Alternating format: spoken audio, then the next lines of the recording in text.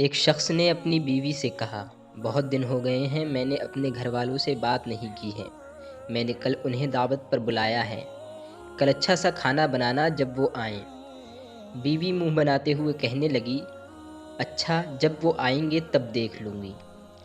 اگلے دن جب شوہر آفس سے گھر آیا تو اس نے پوچھا، وہ لوگ آنے ہی والے ہوں گے، تم نے کھانے میں کیا بنایا ہے؟ بیوی نے کہا، میں نے کچھ نہیں بنایا ہے، وہ لوگ کون سا غیر ہیں جو رات کا بچا ہوا کھانا رکھا ہے وہی کھا لیں گے۔